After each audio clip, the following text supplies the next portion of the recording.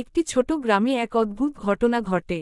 গ্রামটি ছিল পাহাড়ের কোলে, যেখানে মাত্র 1000 লোক বাস করত। তাদের কাছে সময়ের ধারণা ছিল একেবারে আলাদা। তাদের জীবন ছিল খুবই সাদাসিধে, কিন্তু একদিন গ্রামের এক বৃদ্ধ মানুষ, যিনি প্রায় 100 বছরের বেশি বয়সী, গ্রামবাসীদের জানালেন যে তারা আসলে সময়ের বাইরে বাস করছে। তিনি বললেন, এখানে যখন কেউ মারা যায়, তখন সে আর সময়ের নিয়মে চলে না। তার আত্মা চলে যায় এমন এক জায়গায়, যেখানে সময় থেমে যায়। কিন্তু যারা এখানে জন্ম নেয়, তাদের জন্য সময় চলে, যেমন সাধারণ মানুষের জন্য চলে।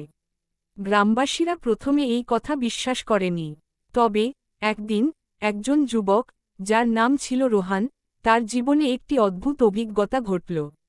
সে একদিন পাহাড়ের দিকে হাঁটতে গিয়েছিল, যেখানে কিছু সময় আগে তার দাদা মারা গিয়েছিলেন।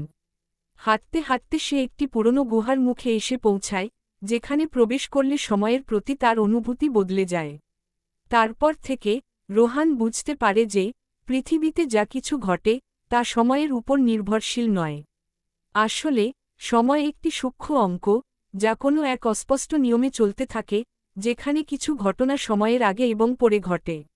সেই গুহার মধ্যে এক অদ্ভুত শক্তি ছিল, যা রোহানকে এই রহস্যের সাথে পরিচয় করিয়ে দেয়। এখন রোহান আর তার গ্রামের লোকেরা এক নতুনভাবে জীবন যাপন শুরু করে, যেখানে তারা সময়ের ধারণাকে আরও গভীরভাবে বুঝতে শিখে।